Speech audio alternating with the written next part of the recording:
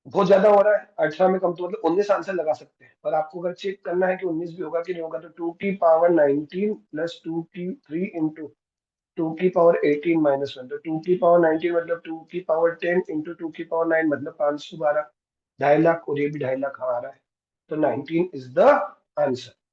ठीक है, तो ये पूरा सेट होता है बेटा। ठीक है, thank you, thank you everyone. अगर आपको पसंद आ रहा है, समझ आ रहा है, तो लाइक कीजिए, सब्सक्राइब कीजिए, और बताइए, हमें व्हाट्सअप कर दीजिए इस नंबर पर 9039343403। इसमें मुझे व्हाट्सअप कर दीजिएगा, कुछ क्वेश्चन और डाउट वगैरह हो तो। मिलते हैं ब्रेक के बाद। Thank you.